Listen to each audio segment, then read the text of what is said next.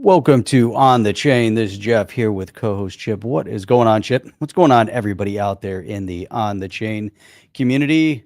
Welcome back, everyone. Tonight's episode might just be one for the record books. Did XRP just win? Man, we've got some bombshell discussion points for tonight. One of the biggest crypto sales and maybe even a big crypto giveaway. I don't know. There's all sorts of giveaways and big sales that are announced, but the biggest sale that just happened, probably in crypto history, was a $9 billion dump. We're going to talk about that. 9 billion shit. That's pretty amazing to me. Geopolitical arena, Trump just played the ultimate Trump card. EU, big deal, zero tariffs. What's all that about? We got to get into it. Is it too good to be true? I don't know. It's another Trump negotiation. That's what it's all about. Japan, California, all sorts of other things that we got to dive into because something's going on in California that just doesn't look too great. And Japan doing something with CBDCs. So buckle up. We're going to deep dive. You guys ready to kick this thing off? We're ready. We're ready. Let's do it. Let's go.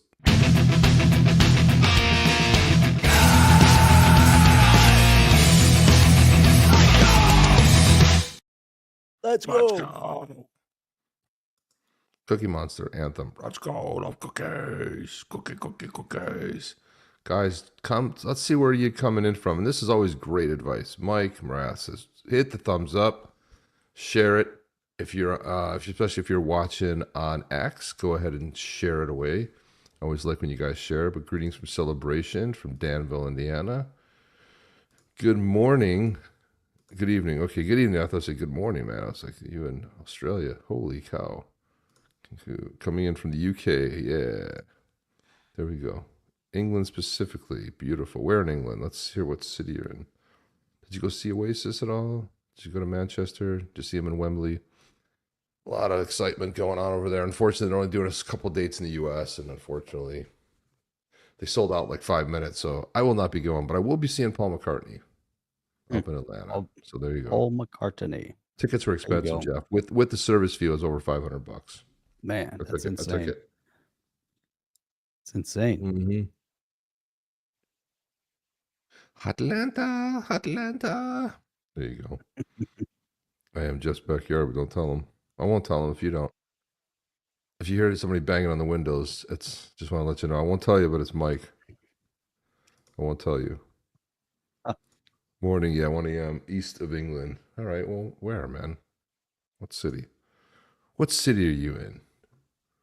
All right, so let's kick this puppy off. What do we have tonight? Well, Jeff, I think the biggest story we've seen in some time. Story of the night. Biggest story of the night is this. This crypto transaction is even beyond understanding. It's so large. An investor from the era of Satoshi Nakamoto, going way back. So somewhere along the line, someone amassed 80,000 Bitcoins. And who knows? I mean, if it was when it first launched, could have spent a couple $1,000s or even less. But $9 billion, Jeff. 9 billion. And according to Cointelegraph, whoever this early Bitcoin investor was that sold 80,000 Bitcoins, they did it through Galaxy Digital. They're guessing around $9 billion. And it's the largest nominal transaction in cryptocurrency history. But the specific date and transaction price have not been disclosed. Galaxy Digital didn't even reveal the identity of the client, but stated that the transaction is part of the investor's broader estate planning strategy. How would you like to be part of that estate, Jeff? I like that estate. That's a very nice estate, Jeff. And I'm wondering how many Bitcoins are left after that kind of a sale. Look at that, 80,000. Well, there's 21 million. Well, at some point there will be, but probably only 15, 60 million after all are lost. But that's just an insane amount of money. Massive. What does that estate look like if they just sold out on the Bitcoin? And quite honestly, why would you sell Bitcoin if it's part of the estate planning? You would just let it ride. So what's 9 billion will soon become 12 billion and 15 billion. I don't know. Potentially. I mean, I would not bet against Bitcoin going to. That's also assuming that they have no other Bitcoins. maybe they're sitting on 160,000 bitcoins. Maybe they have 80,000. It's like, hey, let's take 9 billion. We have some things we got to take care of. That is true. We Got to got go buy a yacht or something. Daniel Smith coming from Little Rabbit. Little Rabbit, Australia. Little Rabbit. Hello, fellas. Australia. Joseph Lachey is in here. Mike needs a drink. In New York, says Vincent Capizzi. Embarrassing to live here. Hochul, Adams, AOC, list goes on, and they're completely useless. Well, Pam Bondi is suing Eric Adams and the city of New York for being a sanctuary city. I did see that. That's pretty interesting there. So crazy stuff. Distribution to heirs. Yeah, it could have been. That could be it too. So, well, estate planning is different from estate distribution. So, but maybe that's what they meant by it. It could be. Not in a city. What did he say? I'm not in a city, but Norwich and Petersburg. Petersboro are the main ones closest to me. Okay, so you're probably like in the middle of somewhere. You're probably in the middle of somewhere. And then Mike is right here in my backyard. Just don't tell me. He's been knocking on your door. Knocking on my door. That's what I said, Jeff. You hear knocking. It's not Mike. I'm not telling you. I'm not saying a word about it. I just find this sale to be incredibly outrageous. It's unbelievable. It's truly, just to think, that it's a wallet. It's been, for the most part, at least those funds, sitting dormant since the beginning. And that's impressive to keep your keys private for that long. Can you imagine what that's like? And like to have your keys, have your imagine not losing a hard drive, not like it's like go over to the safe, pull it out. Here's the paper. Here's my keyword. Here's my. It's just insane. Like that must have been. You don't think somebody had that on like a ledger or something, or like a. It must have been. There were no ledgers back then. So the question is, was it ever moved? So it's paper wallet. Paper wallet. Seed phrase. Who knows? Probably a seed phrase on a hard drive.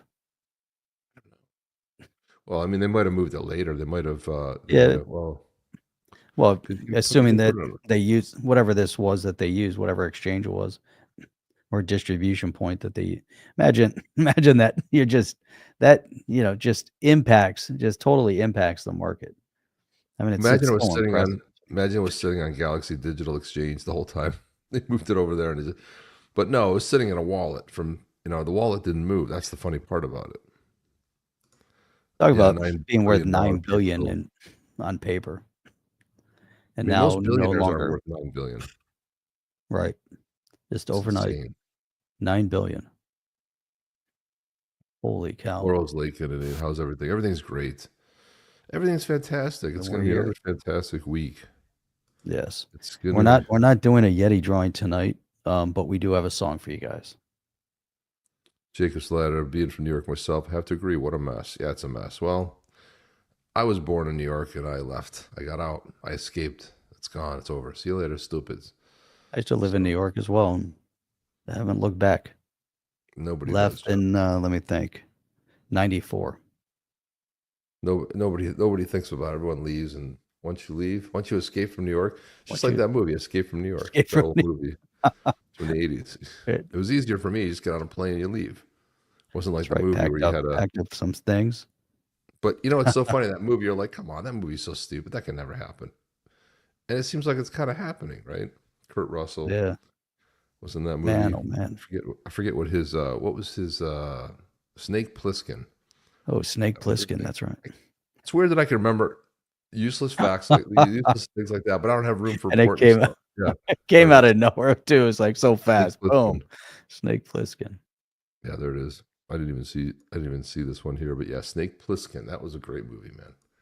When you moved to Detroit, and you were in Detroit for that period of time, did you go from New York to Detroit, or were you already down here to Detroit? No, I was I had gone. Where was I? Yeah, I was living in Florida. I was down in Florida for 3 years, and then I moved to Detroit for 4 years, and then I moved back to. I remember the first day that I drove to my new job in Detroit downtown. It took me 2 hours to get there in a snowstorm, And when I got Oh, there, they were waving everybody off and said it was closed because it was oh nobody yeah, could because get in. I was nobody like, can make it. the whole time I'm like, I used to live in. There used to be palm trees. There used to be beautiful weather. It used to be nice. There used to be an ocean. I was hating life for And now you're in snow. yeah, and you're in And snow back and I then it hate was it. a disaster too. It was so bad back then.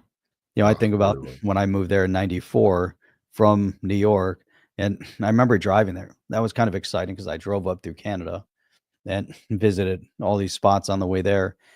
But that first winter, I'm living in New York. New York, they can clear the thruway. They get a massive snowstorm, they'll have it cleared, right away. Like almost, within a couple hours if it was a massive snowstorm. Detroit, 2, 3 inches of snow on the ground, 4 inches. They don't plow anything. Plow trucks never came out on the streets. It was always salt trucks. And so when they got the 6-inch snowstorm, the whole city's like debilitated. It's Yeah, just shut down. It everything's was shut bad. It was down. You bad. can't drive anywhere because they're dumping salt. I'm like, why are you dumping salt?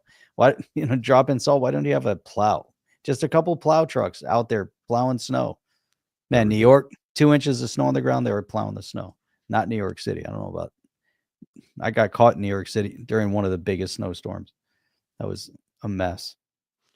Yeah, I was there But a couple years ago, and I was going to a tech party hosted by some company, and it was I was staying at the what is the Hilton there in Times Square there? Was that the Hilton there? The big or is it the Marriott? No, it's the Marriott. It's the Marriott Marquis. I was at the Marriott Marquis, and it was up a couple blocks. A quick taxi ride, but they mm, said if you go, they're about ready to shut the city down. I was like, yeah, they're not gonna shut the city down. Well, they shut all the cabs down. There was like nothing on the streets. There were no no, cars. There was no buses, no taxis, no Ubers. So I had to walk back it was a basically mess 12 blocks. So I was walking in the back with snow. the in the snow, trouncing around, not really prepared for the snow, not really dressed for the cold. I have Right. pictures of it and video. It's pretty amazing. And walking Mm, back, and the good news is bars were still open. So we'd walk, a New York City block's pretty big, and we'd walk like 3 blocks. We'd find a bar, go in and have a drink, then come back out, walk another 3 blocks, find another bar, go in there, have a drink. It took us a couple hours to get back, but what was weird is those were the neighborhood like bars were open, you uh, know.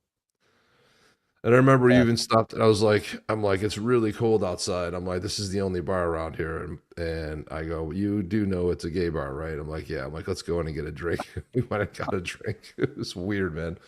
A little odd, not my usual watering hole, but you know what? It was warm inside, and the alcohol was good. So that's it. yeah, I got back like 2 in the morning, 2:30 or something like that in the morning, and it was weird just looking at like Times Square was just like a ghost town, man. It was weird. There were no Mm. people. So it was one of the few times they closed the city down. Oh, that's a good story. The Blue Oyster. There you go. Blue Oyster cult. So so Japan, look at this. Mhm. Japan is gearing up here. There They're we go. piloting a digital yen, focusing on trust, choice, resilience while preserving Trust. privacy. Oh, Bank rolls and cash, a cautious model for democracies exploring CBDC. It's weird. It's like this whole idea of the central bank digital currency. The real big feature is the programmability. But if you're going to preserve privacy, how do you mhm. exactly do that, right? And how do you exactly not make it programmable? Because it doesn't say anything about that, about programmability. Well, it probably has some form of programmability built into it because then Oh, it it has to. can kind of, you would think it would have to. The privacy aspect is so critical, and I'm really wondering, how they're gonna. Yeah, I do wonder how they're gonna map all of that out. Establishing trust lines, with that's a big part of the trade process. If you can establish trust, if there can be some sort of a clawback, I think that would establish trust. So you have to have a clawback if but it's going to go through basic, typical, banking policy procedure, similar to like an ACH or a bank wire. If you do a bank wire, I don't think those can be pulled back, right? But an ACH can. You can pull an Right. ACH back. So, if it goes through similar type of process like that, it could be interesting. But the programmability, the privacy aspect, yeah. Let's see how they actually make that happen. That's the biggest issue.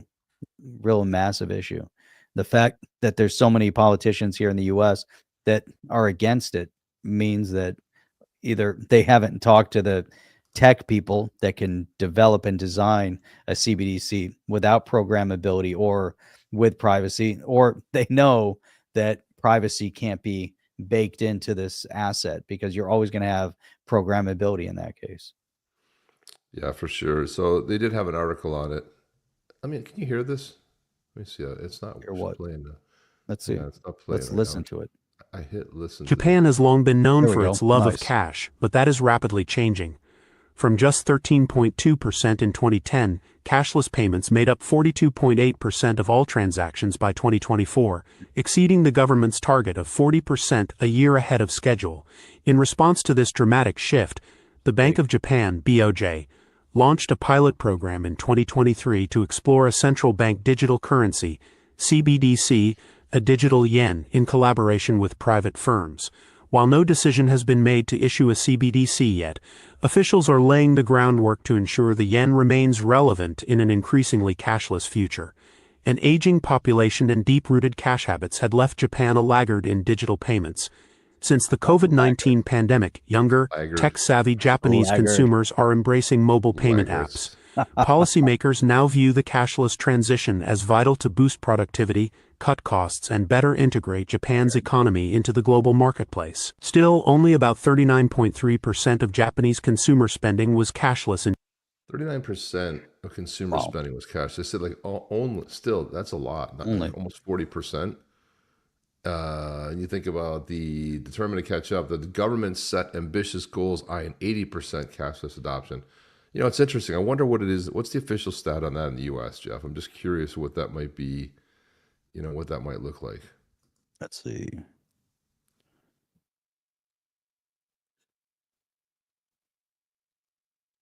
mean, it has to be out there. So let's see Let's what that see. is. 2023. The US, What is it? What do you got? What are you looking this at? year, the Federal Reserve found that cash accounted for 18% of all payments in 22. Okay, so 18%, less than half of what Japan is. So they must be really into the 18% is cash. Okay, yeah, So but they said 39% was cash. Consumer Oh, spending. 39%. And on our side, 18%. 39% or 18%. So it's a little bit less. I'm actually surprised. They're looking for an 80% cashless adoption. So, you know, basically taking it out of 20% cash. Yeah, we're already past that. So, yep, 84% of payments in the US are being made digitally in 25. Yeah, they said the whole reason they're looking to frame the digital yen is to future-proof the currency rather than a quick disruption. Central bank wants to be ready, refining, you know, technology, security, policy frameworks, so when it's needed, then they can have the digital yen deployed smoothly. I mean, the funny thing is like this whole idea of digital. It's like what's different about it? If you don't have the programmability, if you don't have because I mean, with a digital yen already exists. Anybody who's using a card, a debit card, you know, some method of payment, it's already digital yen anyway. It's just it's not using the CBDC per se.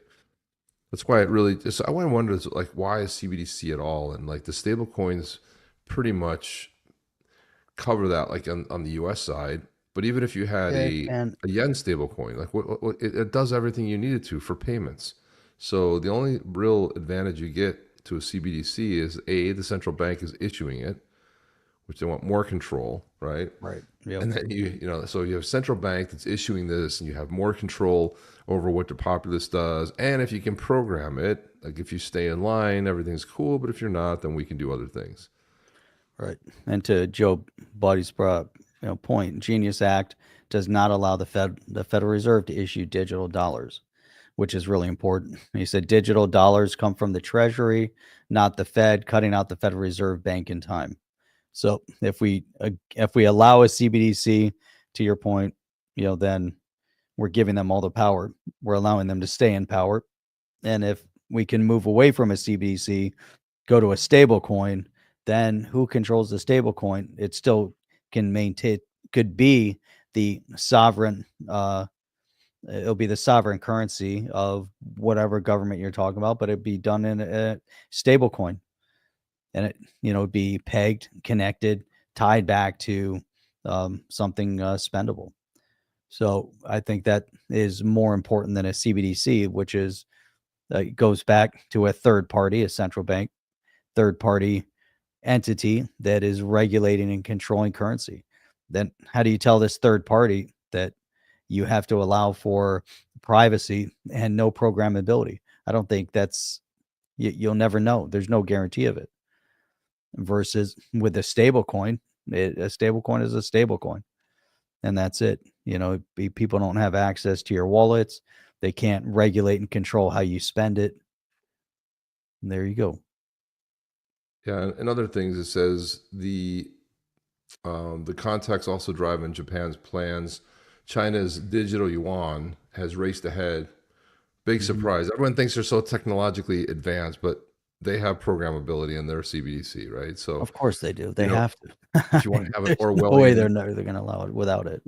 well, right, but is it because they're so advanced, or is it because they had a better solution to control people, right? Cash, you can just shove under the mattress. Cash, you can do black market deals, but if they're tracking you and you're doing the wrong thing, buying the wrong thing, going to the wrong place, well, then they can kind of control that. And it's always like, it's always positioned as China's digital yuan has raced ahead. Oh my gosh, they're so technologically advanced. Transaction in the ECNY more than tripled between 2023 and mid-24, showcasing Beijing's ambition to lead in digital currency. No, let me reframe that. To Beijing's ambition to control, to even get a stronger control on the populace. This is like, it's always framed as like they're so digitally ahead. Come on.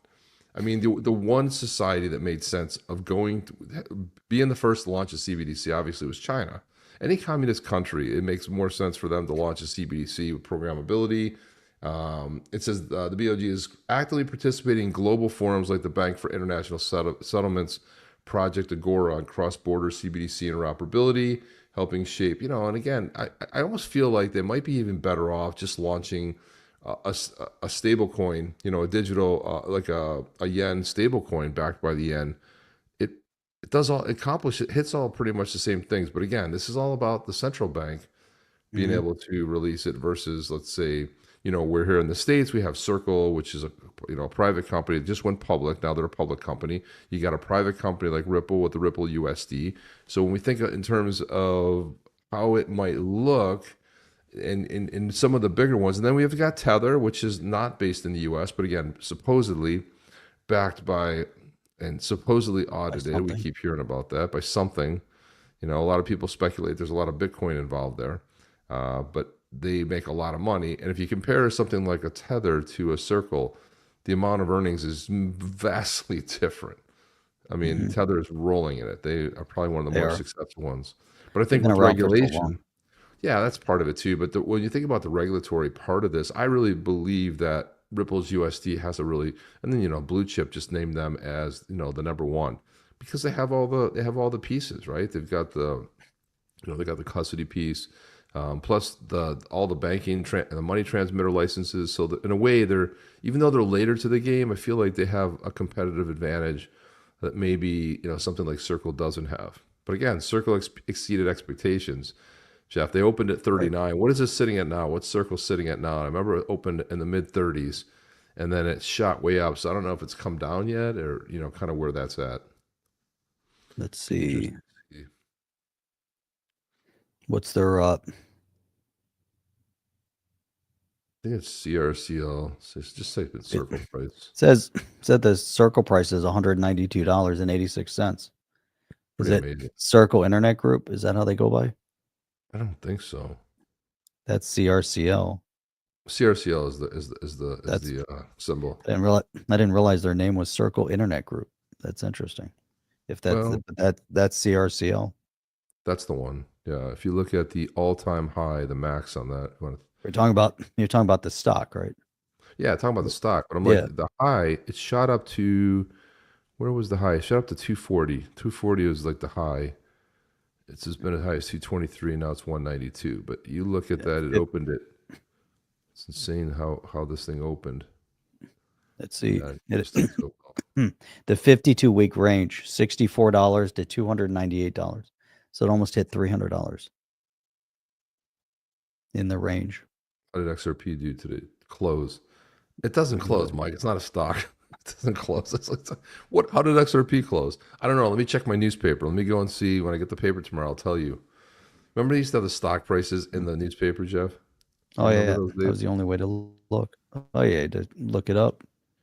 No, it's a little bit old by that time. The time you saw it. Joe Buddy says Circle and Ripple will be buying Circle. U.S. bonds from Treasury. Federal Reserve will have nothing to do with it. The Federal Reserve doesn't realize it, but it's going away. I mean, it's definitely going away. If you see what Trump's doing and telegraphing, and you know, the funny part about it is, if you noticed that worldwide, before Trump and then there's after Trump, it's BT and it's AT. So when Trump gets into office, closes up the border, now you see this every single city now, major city, and throughout Europe, they're having protests. They're protesting the mass immigration. It's like this big thing. But before that, it almost wasn't appropriate. We've seen the same thing with the woke.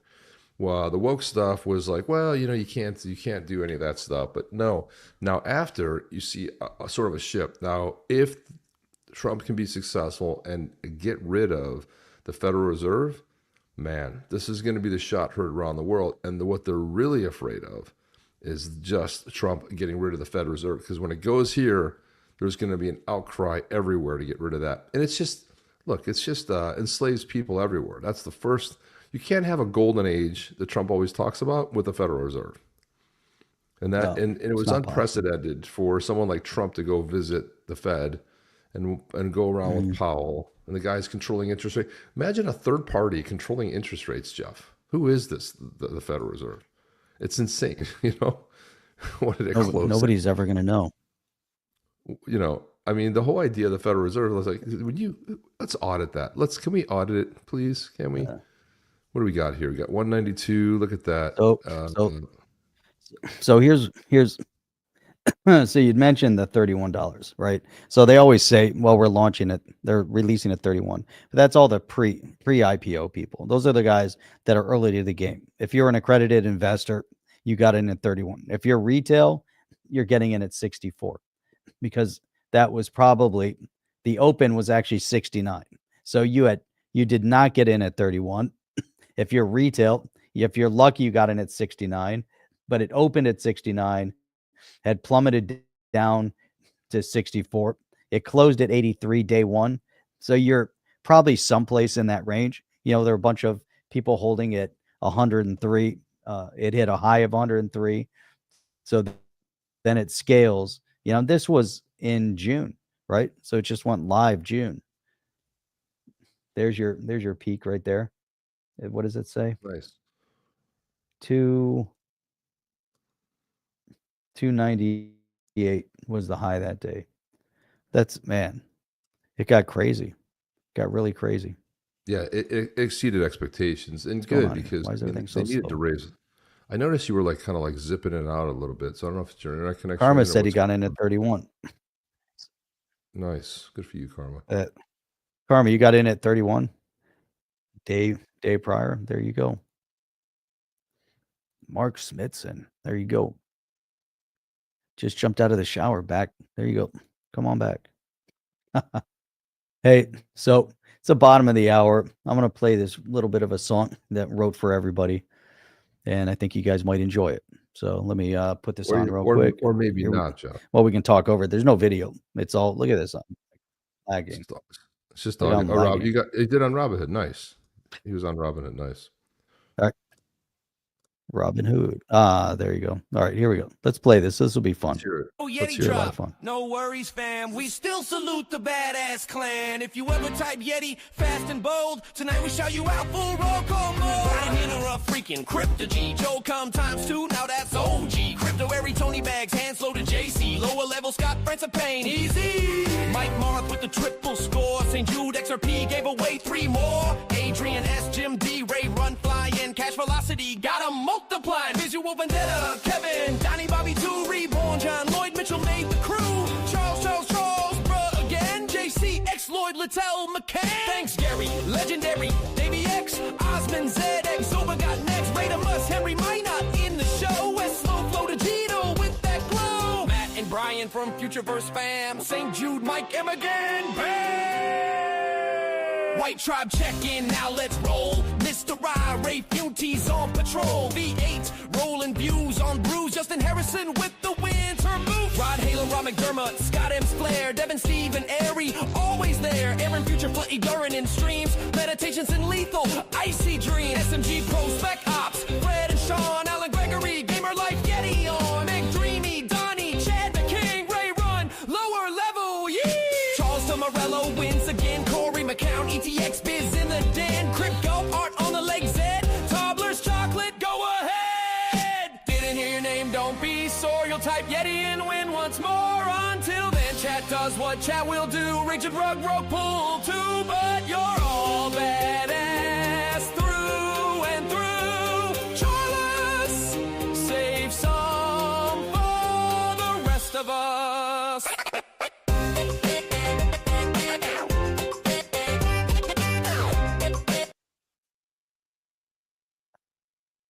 How about the rug pull? Some will say it's a rug pull. It's a rug pull. I made 2 versions of that. We'll play the Where's the second rug- version later. Yeah, I played the rug pull one. I like that one. Yeah. I was waiting for that. I was listening for that. It was in there, but it just got blended in too quick. Jim D says, I'm not so sure the Fed is going away because beyond a renamed agency doing the same old Ponzi game. For example, Treasury AI bot doing real-time monetary policy, tweaking via liquidity and staking rewards in the ledger. It's going away. It's time to close it down. And when they audit it, that's how you know. If these people, you don't think since 1913 gone unchecked, there's no fraud? Oh, there's fraud. There's probably tons of fraud. Karma Carmichael says, thanks, Chad. They kicked me out first at 21, said you were too low, then 31 was the best you could do, then locked until mid-August 12th to 19th. Most people will sell. There you go. Yeah, you got in. Well, I mean, they will. You never know. You never know, man. You just never know. Man, everybody likes that. We'll put it up there. We'll have to figure out where we can put it. Justin said I made the drop. Yeah. Well, it got most of everybody in there. You know what I mean? You're famous, man. Jindy in there. That one, I think I got almost everybody in, but we'll get the next one in. The next one's shorter. Left some people out, so that's why you had to do it. That's why I tried to pack everybody in. Eisman says Trump showed up, slapped Paul around, and handed him accounting. Handed him what? Slapped him in the back. He almost knocked him over. I thought he was gonna knock him to the ground. He hit him in the back. Ha ha ha! You're gonna lower interest rates. No, you only lower interest rates for the Democrat right before the election to kind of see like the economy's doing well. Not when the economy's actually doing well. This is the whole thing. Partisan hack. You know, I don't care who's running the Fed. You know, I don't care who Trump gets to run. Forget about it. The Fed. If you go back and read what the founders wanted, they did not want any sort of a central bank. They were against it. You know, Hamilton got rid of the second hand. We just cannot. We cannot have a central bank. It doesn't make any sense. Let's have our own sovereign currency. Let's digital currencies. You know, the digital currency is big legislation just because of what it represents, right? The dollar keeps diminishing. It's not backed by gold anymore. Remember, because you remember what Nixon said is because there's lots of speculators. So what? There's speculators. I mean, can you imagine? Everybody's like coming out of the 60s, having such a great time, and in 71 he says there's speculators, and they're gonna basically they're gonna temporarily not back it by gold anymore because there's too many speculators. I can't think of a more bullshit excuse that everyone's like, oh, okay, yeah, that's okay. Yeah, speculators, right. Like, so what? Who cares if they're speculators? Like, well, what does that mean? Like, that was the excuse to basically switch over from being gold backed. It makes 0 sense, man. Joe Buddy says that the Treasury Secretary is named Fed Chair, then they're getting rid of the Federal Reserve. Yeah, Scott Bessent, but also I think, what's her name? Judy, can't think of her last name. She would be in favor of getting rid of it. I just feel like it's going away. So the IRS is going away. You know, Trump's building the whole tariff thing is all this money generated outside of the Fed, right? It doesn't get to the Fed. There's all these ways of generating lots of, you know, revenues that are not coming from the Federal Reserve. And that's what they want. You don't really need them. Tricky Dick, that was his name. Remember, he went down for Watergate because it was a cover-up, try to cover it up. Well, this latest scandal, we must be demystified or just something's happened in this culture where you had an active president trying to subvert and basically equates the treason. Everyone's like, yeah, it happens. Meanwhile, there's a cover-up. It was like plastered all over the 70s. They made a movie about it, the break-in, the cover-up, and it was the biggest scandal. You got a freaking U.S. president scheming with a team, and this is just the tip of the iceberg. This is just the one piece. There's a lot more to it. This is just part of it. They'll start dripping out the other stuff too, and everyone's thinking that Obama has immunity. He doesn't. Not for treason, and not for things he did when he wasn't president. So there you go. Right. And we already have a precedent for going after a former U.S. president. So I don't know if he's going to be so lucky this time. That's all I have to say. I don't think so. Right. Yeah. You know what's interesting? I look at where we're at with the Federal Reserve, and they've given kind of a private entity kind of control over the rights to our currency, and and banking, I should say. But what's interesting about it is if you go back through history, it's been individuals that have stepped up to help finance different parts of the founding of our country. So if you go back to the Revolutionary War, there were two people. One was Haym Salomon, and he was an immigrant. He played a crucial role. He was Polish. He was a Jewish immigrant, and he played a huge role in financing the Continental Army during the war. And he was a broker, and so he had partnered up with Robert Morris at the time to help invest and raise funds to actually support the efforts of the war at that time, the Revolutionary War. And that was massive. So there was so much that's gone on through history that we don't even realize, because these are things nobody talks about in the history books, to figure out, like, where does the money come from? Who paid for the Revolutionary War? How did the funds, get allocated, and so, that's a big part of it. And so I think, we enter into this norm where they brought in the Federal Reserve and allowed that to expand and kind of take over, because if we think about the beginning stages and the founding fathers and how it was individuals that came to put all this stuff together, and so they gave way to. I would love to get some real background on the Federal Reserve to say, hey, what was that moment? What was the pivotal moment where they said, hey, you know what, I think we need to go to this group here to help and support our banking infrastructure? What was it at that moment that said that's the direction they had to go? And was it meant to be temporary? Are you talking about the latest incarnation or the first two? No, the first, like in the beginning. If we go all the way back to the beginning, from a temporary, construct to eventually it ends up kind of going down. Too much of a good thing becomes bad.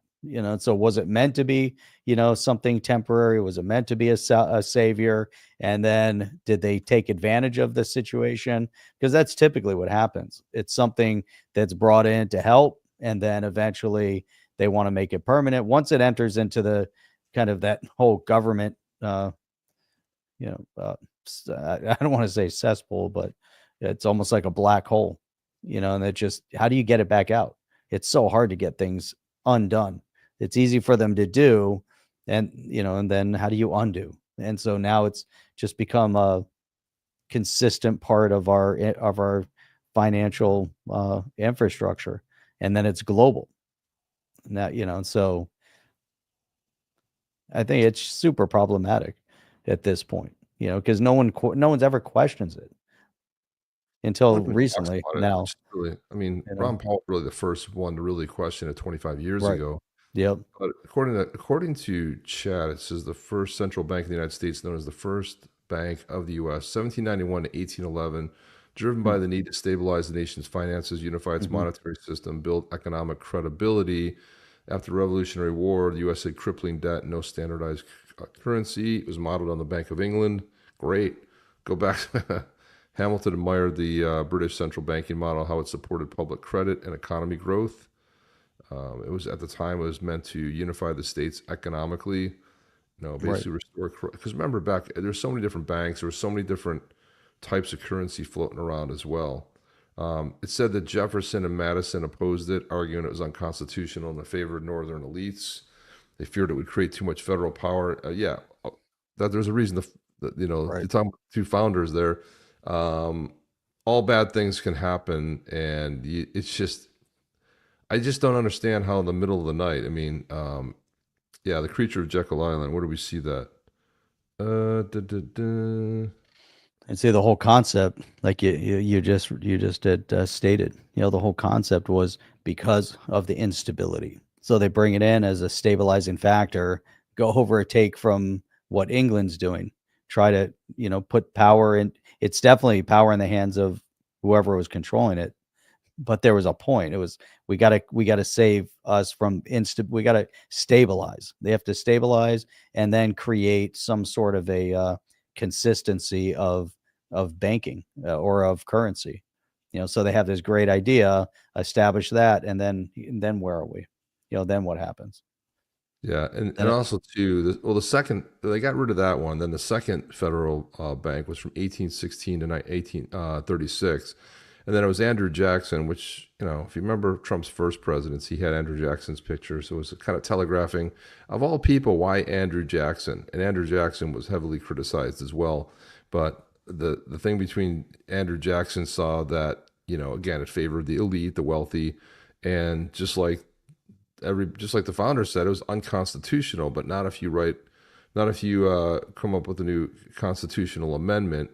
But again, how can you come up with a constitutional amendment that you can't bypass?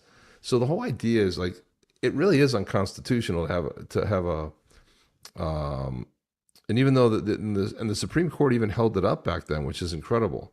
So, and the whole idea of it concentrating the federal power, but I think there's going to be more of an outcry. And what's funny is like, most people don't know about the Federal Reserve. They don't understand. They think it's part of the government. Federal, it must be part of the government. They don't know it's a third party, debt-ridden type of a system. But Trump is brilliant in the sense that he keeps motioning to. He did this a lot in his first term, where he put so much heat on the Federal Reserve that people started looking at it, and all of a sudden they started lowering the rates. Remember, the rates started coming down, and he was comparing it to Europe. Look at Europe's. Why are our rates almost double what Europe is? Why is that? He's doing it again, and the more scrutiny the Fed gets, they don't like that scrutiny. They want to fly under the radar. They don't want a lot of eyes. And the only thing I can tell you that Thomas Massie has done, because he's mostly an instigator and votes against Trump on everything, but the only good thing he's done is he has a bill ready to go to audit the Fed. He's the only one that has a bill ready to go. But I don't know if you can get it out of committee to put on a floor for a vote, because Congress is so bought, they're so purchased. And why would Congress vote themselves out of money? Why would they also vote themselves out of favor? And why would they vote for term limits? Yeah, let's vote for our own demise. Sure, that makes sense. I mean, they're never going to vote that in. Yeah, it was Jackson. Yep, Andrew Jackson was the man. Andrew Jackson's a very interesting president, man. Very much a lot like Trump. He got so much scrutiny. They try to set him up. This is funny. Our buddy Rob Cunningham said this. Hey, Federal Reserve, heard this one? Knock, knock. Who's there? Special delivery. Special what? Global freedom. Not interested. It's a Trump card. Oh, shit. Goodbye, Federal Reserve. Hello, global freedom. With warmest regards, Donald J. Trump. So there you go. There you have it, right there. Yep. There you have it. Crypto support our capital. Thought that was a good one. Well, here's the bill, from Tom Massey, and he's introduced it a number of different times, so he put it back, started in 23, introduced it. So here we go again, was just introduced in January, but it's got zero traction. So it gets to the House Oversight and Government Reform Committee. That's where it's referred. And then that's it. It gets crushed. So let's look at the actions. So it's been there since January, and basically it was introduced. It gets referred, gets to committee, and that's the end of it. So it's going to Dead. die in committee. Dead. There's no amendments. It's got a summary text to it. It's got some co-sponsors, and we can take a look and see who thought enough to say, you know what, we need to audit the Fed. We need some transparency in the Fed. So we got probably no Democrats on here, but let's see, we got Lauren Boebert, Andy Biggs, Mike Boast. Let's see if there's I thought anyone the speaker was behind it too. that we. He's Let's see, talking let's go down favorably. the list. There's Warren Davidson. He shows up. Yeah. Paul Gosar, Marjorie Taylor Greene. Let's see. Tom McClintock. I've got a video here for the OGs in the space, and I can't remember the guy's Chip name. Roy. Cannot remember the dude's name, but this is a classic OG video from back in the day. I don't even know what happened to this dude that stars in the video, but you guys will know. And I want to see whoever the first person to put his name in there, the guy that's speaking. It's like I can't grab the name, but this video is probably circa 2018, 2019, something like that. But somebody cut it together, and basically he was ranting at Garlinghouse, Brad Garlinghouse, CEO of Ripple, and maybe you even remember his name, Jeff. I can't. I thought it began with a B. Bala, I can't remember his name, but anyway, he's ranting, and someone cut clips of Garlinghouse in here. It's pretty funny. Here we go. You audit the auditors for a living. There you go. Now we are in a real live motherfucking shit hit the fan situation. It's not looking good. Well, what we committed A to baked potato or XRP? Which one's gonna really have more value, motherfucker? I mean, you know, could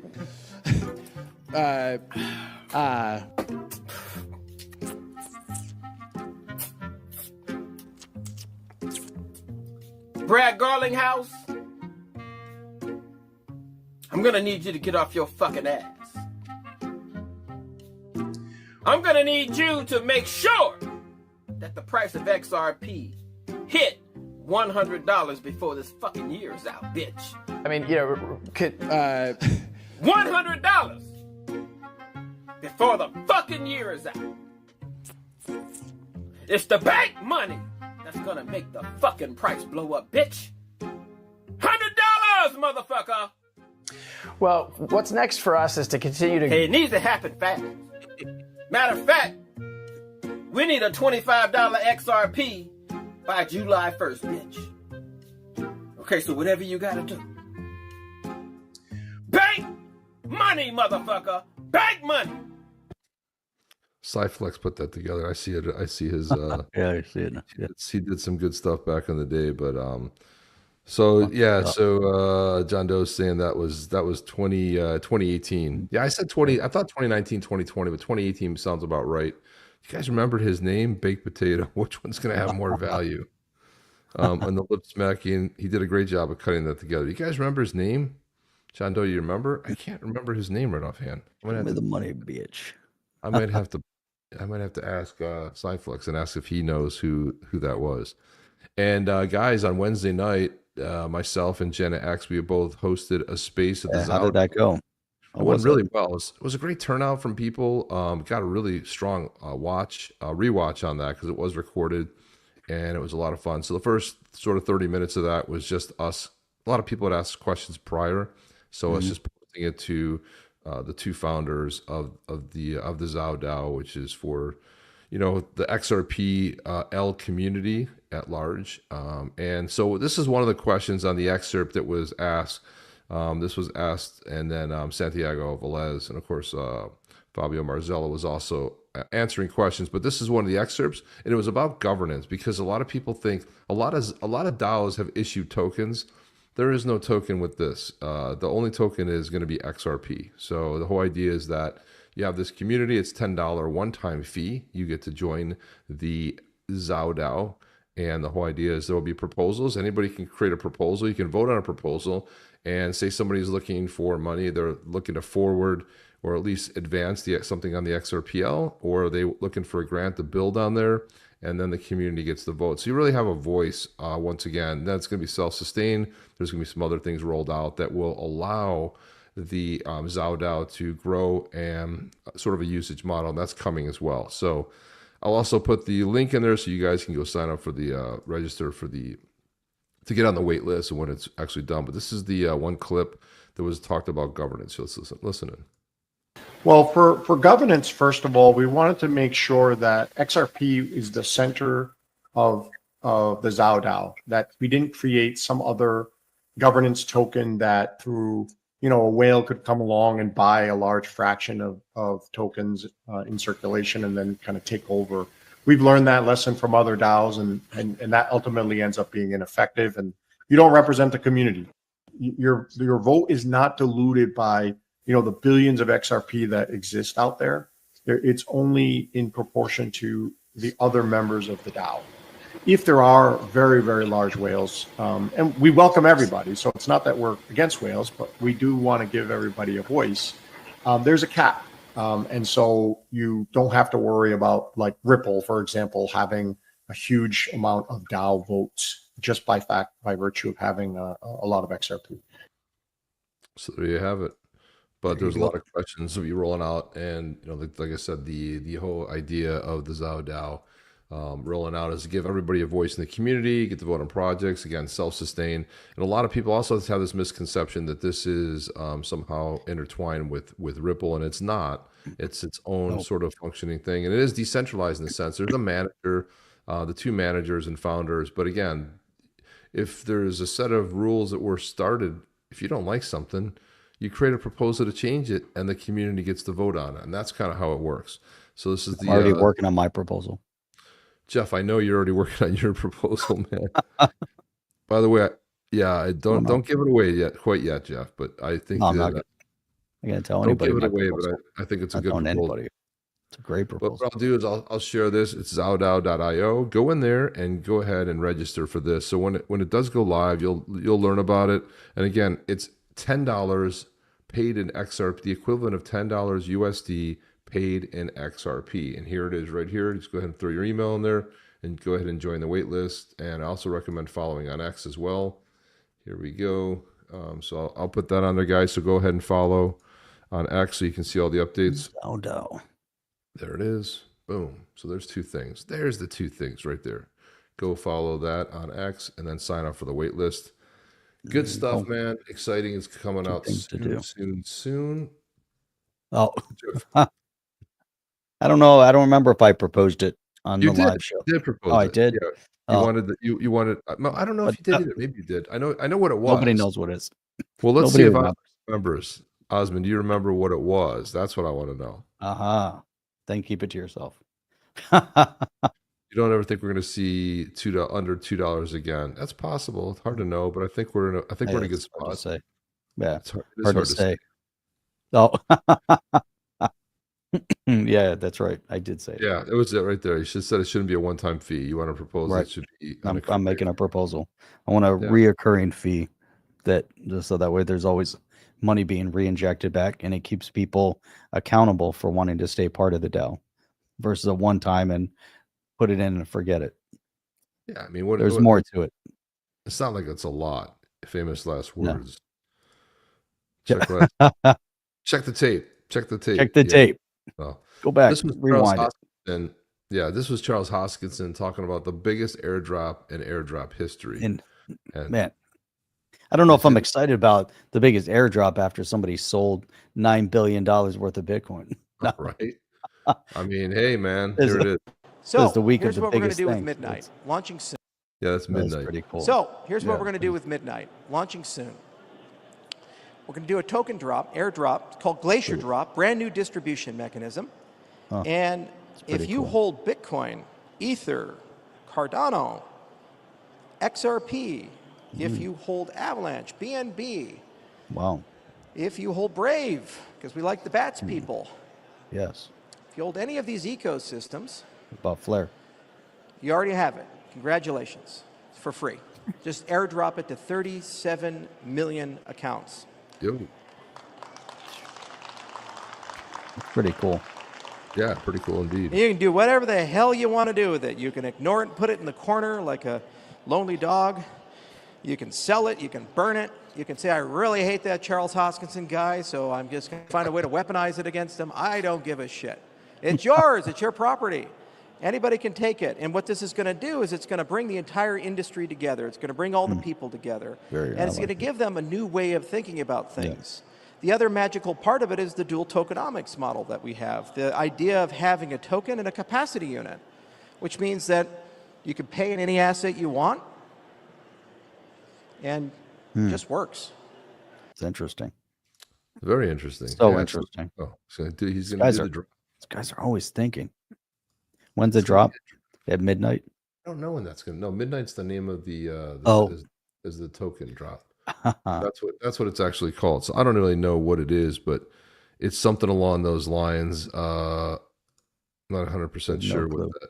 And I'm not actually sure what that clip was about. I don't like when they don't put like when did he talk about that? Was that recently? Was it within the last couple months? I don't know. I've heard of midnight like 10 years ago.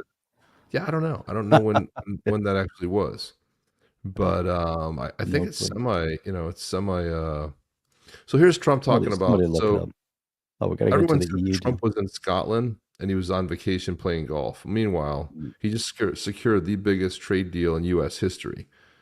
Screwing around. If that's what happens when you go on vacation, I think he ought to do more of that. I think he should be doing far more of that. So here it is. Here's him talking about it a little bit. Started months ago, this negotiation. So we knew pretty much what we were getting into, and we were able to make a deal that's very satisfactory to both sides. So it's a very powerful deal. It's a very big deal. It's the biggest of all the deals. It will be the biggest of all the deals. Love Trump. We're very honored to have done so, and your staff has been fantastic, and they've worked together long and hard. So awesome. Long and hard. Dude, it's so awesome. 15%, tariff on goods coming from Europe, 0% tariff on goods going into Europe, but with that, they're also buying all sorts of energy. Yeah, $600 billion they're investing in the U.S. They're buying $750 billion, almost $1 trillion in U.S. energy. And Trump's like, yeah, it was fair on both sides. It made sense. Well, they're paying a 15% tariff, and we pay 0 going into there. And opening a new market, again, it's all about the markets opening because we didn't have the markets open. And it was so distressing to the press that they had to ask if there was what did the U.S. give up? Remember, this isn't Turnberry, Scotland, but the press wanted to know what the U.S. gave up. Here's the question. Yes, ma'am. I have a question for the EU Commission President. What are the U.S. concessions? What is the U.S. giving up in the deal, if anything? So the starting point was an imbalance, a surplus on our side and a deficit on the U.S. side. And we wanted to rebalance the trade relation. And we wanted to do it in a way that trade goes on between the two of us across the Atlantic, because the two biggest economies should have a good trade flow between us. And I think we hit exactly the point we wanted to find. Rebalance, but enable trade on both sides, which means good jobs on both sides of the Atlantic, means prosperity on both sides of the Atlantic, and that was important for us. Really good. I mean, I gotta give her credit for thinking quick on her feet. There are no concessions on the U.S. side, and spoken like a true politician. We started with the imbalance. So the U.S. was already in a negative situation. And what we did is we wanted to balance it, mumble jumble, blah, blah, blah. Bottom line is 0 tariffs on the U.S. going in, 15% across the EU. Holy cow. That's an insane opportunity and deal. And again, they can't believe that Trump could put together this deal. No one's even attempted it. But this is why Trump is a negotiator. That's why he has negotiators and a team of people. And they're not going to bend. And this was Bill Mitchell put this on. I thought this was spot on. He said, how do I get this off the stage? Here we go. Remove that first. There you go. Bill Mitchell said, so do I have this straight? The EU will pay us a 15% tariff on exports to the U.S. while charging us 0% tariffs on U.S. goods sold there, and then promising to buy hundreds and billions of dollars in U.S. energy and arms. Did Trump have pictures of them naked? I mean, like it's unprecedented deals. Like, what did he have on him? It's like, and that's why you see the press ask a question. Excuse me, but did the U.S. give up anything? Was there any concessions? And it was funny. Someone said he looked like in a good mood. He goes, "I'm not in a good mood," and you just saw her face was like, you know, no tariff on scotch, tariff on wine. That's interesting too. We'll see what the understand Peter Schiff, like a 5-year-old could understand. You got to love it, man. You have to just love it. And then they don't have guns or bullets. That's right. They don't have anything. They're losers all the way around. Someone made this. I was watching it for a while. It's just a loop video, but it's fantastic. Trump driving off to the. Look at that. That's brilliant. They're missing someone in the back. Fauci. Yeah, well, there you go. Is that John Bolton? It is. John Bolton, Obama. Is that Shifty Schiff? There's a whole bunch of Clapper. There's a whole bunch of them that are missing, I think, ultimately. But what a negotiator, man. He's criticized the U.S. like people negotiate these deals. They don't know what the hell they're doing because Trump uses something called leverage. And the U.S. But he also cares. Well, that's true. There's also that piece of it. There's also that part of it. But hey, it's getting to that time. I want to play this song. It's a quick song. It's the first or second version of the second iteration. Completely different style, shorter as well. Doesn't have everybody in it, but I think you guys will enjoy this one too. So let me throw this one on here. Oh, Yetis tonight, but this dream still slaps. We're shouting out the winners who filled up the maps. 3 nights a week, you type Yeti with might. Now let's light up the chat with that winner's delight. Brian here, rough freaking came through. Crypto Geek and Joel Calm 1-2. Crypto every Tony Bags in the mix. Hand slow to JC, typing quick. Lower level deep, Scott from Futureverse. Mike Morath, he won in reverse. Adrian S. Jim D, cash on a roll. Ray Run's name getting hot like coal. Reborn John, Charles, you win too much. Visual Kevin and Donnie in the clutch. Mr. IV8 and Ray Fuente's flying. Brian and Matt got Futureverse vibing. Sean Thompson, Chad, the King's on the list. Zoberart on the lake, we don't miss. Egg Dreamy's dream and Zed got the call. And Charles again, bro, share with us all. Now if you didn't win, don't start the trip. We know what you'll say, it's the same old script. Rig, rug, total rug pull. But deep down you know the deal's legit. We're just glad you're here, this tribe is lit. So type Yeti loud when we go again. You never know, you might just win. Charles will save some for the rest of us. Charles saved some for the rest of us. Charles saved some more for the rest of us. Okay, so so Osmond was saying that the U.S. products would be too expensive in the EU, but on the other hand, EU products would be cheap enough, even with the tariff. Prices are way different in EU, U.S. Money power is strong in the U.S. That's a good point, but last year, in 2024, the UK alone spent $118 billion, okay? So that was $118 billion. You're thinking about $750 billion in energy, however that breaks down. But it's so goods and services turned out to be about 118 billion, and I was looking at the EU in total is 355 billion in 2024 across the entire European Union, and that breaks down into roughly let's see the total trade goods and services. I don't know if I have that data, but I was just looking through. So you're looking at 355 to 360 billion in goods from the United States. So this whole idea of it's not. Look, people will pay for stuff that they want. They're going to want some things from the U.S. I know that people are like, oh, we don't want the U.S. stuff. Yeah, but meanwhile, you got every horrible, crappy-ass chain restaurant in your countries that I hate going to your countries and seeing that because I don't even want to go. I don't even want to eat that slop here, So if I have to go you go there, you see a Starbucks, you see a McDonald's, a burger, all this garbage food. It's like, no, man, take advantage of all the other things we have that are much better. And where we really dominate is services when it comes to software and, stuff out of the, like Google and Microsoft. That's kind of where a lot of that comes into play. So that's the better stuff. So you're already doing that. There's already special pricing for that. Yeah, the German gas market. That's absolutely right. That They was were getting all big their energy from Russia Russia. at the point. This That point, made a lot of sense. need to sell us a Yeti winners of that tune. Yeah, we'll put it up as a limited edition NFT that you can get for just a couple of XRP. We got to do some. That would be We're in very the cool. process of getting some more, but we just ran out. Look, we ran out. We got rid of them all. We didn't realize that we were getting them all. But we will have more.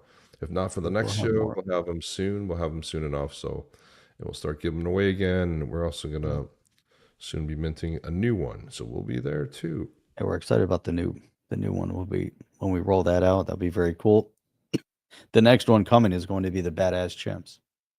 Yeah, that's true. The thing is, the wages in the EU countries are around 1,200 euros a month. With that money, you can't last a week in the US. True. That is very, very true. It's a good point. Is that accurate? Black tribe. There is. No. We have a purple tribe and a black tribe coming, but they're not. That's not the next. The next one's up. We're gonna do the badass chimps, and then we have the yowies. For everybody in Australia, we got to get the yowies out. Got to get the Yahwehs. So that's all we have for you guys tonight. It's going to be a spectacular week of more winning. Just when you think you've won enough, the winning keeps going. There's a lot of winning, and it's happening globally because the woke stuff's going out the window, which I really like, Jeff. I mean, I have to say that, I'm really liking the fact that I think we're finally at an inflection point here where you don't see that stuff happen so much anymore. It feels like it's not as prevalent that you see. I mean, a lot of the woke stuff's gone away, Jeff. So that's part of it. And this right, let's see if I can. Let me see. I'm trying to find. I don't know. How do you win crown points? What are the crown points? We don't even. We got to log into the YouTube to actually see the crown points. Otherwise, we don't even see as people are winning there. YouTube did some strange things. What do you mean they did some strange things? Where the heck is it? See if I can trying to log into it, and it doesn't let me log in. The top fan. Let's see who the top fans are tonight. FLJD. That looks like Jim D. And then we got Chad is number 2, and Ice Wine is number 3, followed by Art on the Lake.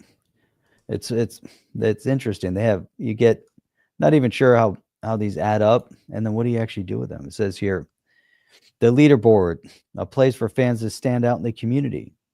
The top 3 get special badges in the live chat. It resets every stream, so you can always try again. How do you get on? You'll need to collect you have to collect experience points or XP. Here's how you get them. Send live chat messages, or if you send super chats and super stickers, then you get onto the leaderboard, or you're just chatting, just sending all sorts of chat messages. Nice. That's awesome. That's pretty cool. Well, Jeff, this is how when I saw this ad, this is when I realized that woke era is over, because you would not have seen an ad like this. This ad is for American Eagle, and it's Sydney Sweeney. But let's just check this out. This is how I knew the woke era is officially over.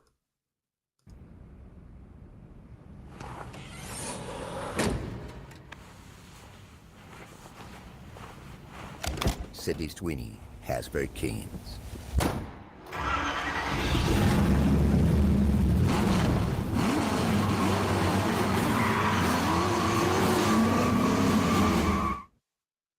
The woke era is officially over. Yeah. I thought we were back in the 80s or 90s. A lot of different reasons. That was awesome. I was like, wow, you don't see that anymore, man. It's just insanely amazing, that this is where we are. Yeah, it's pretty wild. Pretty wild, man. Actually, for some reason, I don't know why. I think I distorted it though. I don't know. Let's see. No, I gotta share it again. It seemed like it was doing something weird. There we go. because it's a vertical format to share on. Here it is. So let's do this. There it is. It's the full.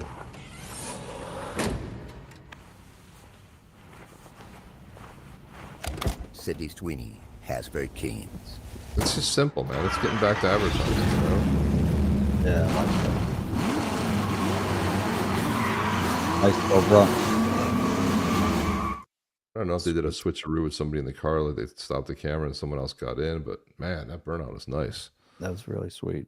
Just going back to basics, a real simple. Compare that one, and that wasn't even a Ford commercial, but compare that commercial to the Jaguar commercial. Oh God, Jeff, please. Where Look, they Jaguar- single-handedly destroyed the Jaguar brand. Well, the funny thing about that commercial is they just laid off.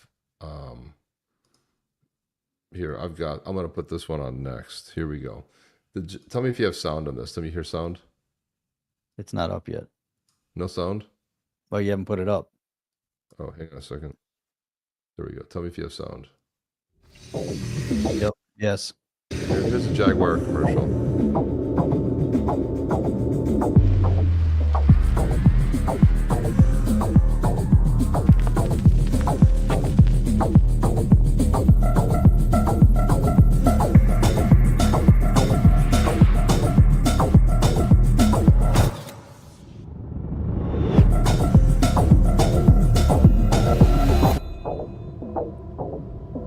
And even the logo, they destroyed the logo. This is the new one. Mix in uppercase, lowercase, you know, typical things you don't do. An iconic brand with such rich, you know, with such rich British history destroyed.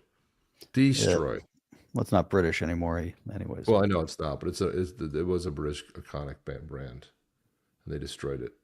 So there you go. Yep. That's how to destroy a brand. 1, 2, 3. And they just laid off 200 people, but it was 200 people in management. People got the axe. So, like, no, who thought that was a good idea, really? To zero. Yeah, classy brand gone. Exactly. Charles saying, show the Elon Musk X Grim Reaper tweet. I don't know if I have that. See that one. Yeah, it's owned by Tata Motors. Yeah. And Tata Motors, actually, they make a nice vehicle, but they also own Land Rover, Jaguar, and I believe Volvo. They bought all of those from from Ford, when Ford had owned them for a little while. They they definitely had outdone Bud Light. That was I thought nobody'd want to do that, but yeah, but someone did, and that was Jaguar. It's like bottom of the barrel liberal nutter jobs. Like they put people from an insane asylum and put them in a commercial. Like there's nothing. It's because you got to remember too. Like what's the demographics for Jaguar, right? Is it 20 somethings buying it? Is it 40 to 50, 60 somethings? They're not down on the whole. Copy nothing. Well, just because you did something way out there doesn't mean it's something original. It's just pathetic, man. Just absolutely it's bad news, man. Pathetic. I don't know, man. The Bud Light was pretty bad. It's pretty bad. That was worse. Yeah. See, there's another That's one. all. You got another one? Let's see if there's another. It's the next one. Oh, jeez. Okay. This is the age of woke is definitely over, Jeff. Holy cow! Look at this. Look at this one. Tell me if we don't have sound. Okay, here we go. Listen, here we go. No sound. No sound? Of course there isn't. This is complete bullshit, this program. Complete and utter absolute shit. They make it so damn hard to Jaguar Light. There we go. Here we go. Here we go. Let's try it again. Who needs sound? Here we go. My body's composition is determined by my genes. Hey, eyes up here. Sidney Sweeney has very keens. I'm telling you, man. That's 15 seconds, dude. There's a lot going on in 15 seconds. Well, the era of woke is over officially. And there you have it. See that? Every time Alex Cobb does a live stream, the price drops. Every time OTC does a live stream, price skyrockets. We love to hear that. Yeah. We're always like begging Cobb, I don't know. stream. I'm thinking about streaming. Don't stream. Someone has to tackle that kid, man. Just go away. Just tackle leave. him every Just go single away. time without fail. You can watch it just drop during his stream. The Cobster, man. For sure. For sure. So there you have it, man. 2 back-to-back, adverts. That's right. Yeah, the Carl's Jr. Yeah, it's kind of in line with the Carl's Jr. It's kind of a, I'd be woke for that girl when I was 20. I think he still would be, man. And to put that, so here we go. What's that? You got another one? No. I was like, it's funny because those are the two. Cindy has great genes, has gone viral, flooding social media, iconic denim looks, bold style from Sydney Sweeney. Let's see how the internet reacts to this. So, yeah, it's definitely. And then there was this one. So, it's getting back to what sells, There's that one right there. Has great Sydney Sweeney jeans. Compare that to Jaguar. Yeah, compare that to Jaguar. Look at this right here.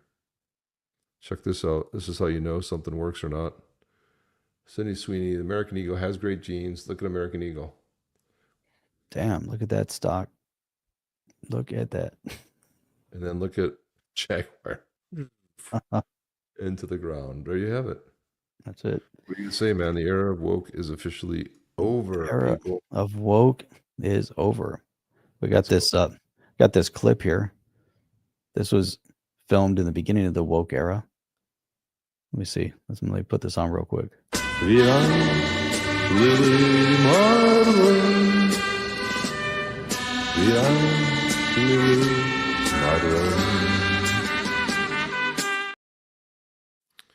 And there you have it, Sir John, right there. Shout out to Sir John.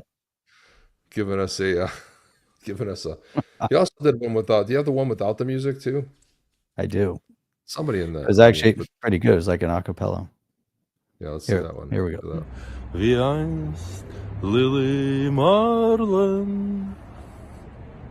Wie einst Lily Marlin.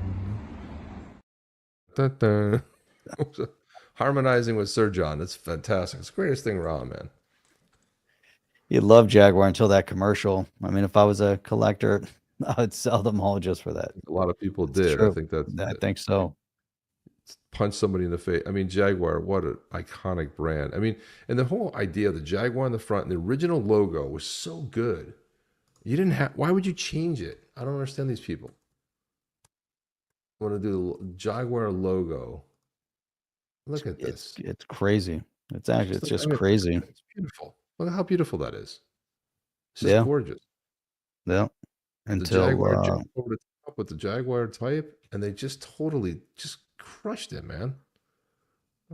Bunch of lunatics. Mind boggling. Yeah, and then let's see if we have the new logo. Oh, it's so funny when you look up Jaguar logo, it just has the old one. Oh. Yeah, here we go. So here's a tale of how you destroy it. Crush the other one. There's now tell me which one looks better. There's Jaguar, and then there's the shitty one. What the hell? And they're not. It's not even a real.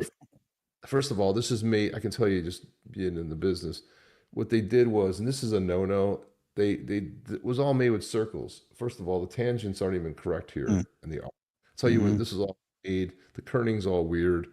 This J, the way they spliced it together, you can see that the tangent isn't smooth. It hits it on an angle. It's just bad all the way around. Whoever did this, some bad designer, they made up their own font versus this legendary font, But hey, man, FAFO, F around and find out. They did. That's right. They're like, oh no, yeah, Bud Light, no, we're better than that. We break all the molds, And it's funny because molds here, we spell mold MOLD, and they spell it, I guess, in the UK MOULD, mold. I don't know. Anyway, people, we gotta get out of here. The new logo looks like a cologne ad. Yeah, I don't know what it looks like. Jaguar sales plummeted. Okay, go to the X, Jeff, and see if you can see the Elon. I'm on it, but I did not see it. Let me see. Let me go to mine. I'm going to mine. He probably sent it to On the Chain, which I don't have. That's the one I was just logged into. Hang on. Notifications, messages. I don't have that either. Did you tag us or you said it DM? Because I don't see it on the chain or on my personal. Yeah, now I'm going to. Let me go to. Maybe he tagged us. Notifications. Okay, I got it. Here it is. Okay, he did tag us. Here we go. Oh no. Let's see. Here we go. Got it. Okay, here it is. Elon Musk. Oh no, no, no. First Ozzy, now the Hulk. Is George Soros even in this damn thing? Grim Reaper. Wow. That's pretty fun. Damn. Damn, son. There you go. Very funny. There you have it. All right. We are getting out of here, and I totally mean it this time. That's No it. more We're rabbit leaving holes. this time. No more BS. We're just getting out of here, Jeff. That's We're what done. we're doing. Be back on Wednesday evening, and we'll break down more stories. We'll talk about more stuff, and we'll probably go down more rabbit holes and go 20 minutes longer when we should have cut this 20 minutes ago. There you have it. Exactly at the 1 minute mark. Good night, everybody, and we'll check you guys out on the next one. Chip and Jeff out. Are you down with OTC? Please like, subscribe, and click the bell to be notified when the next video drops.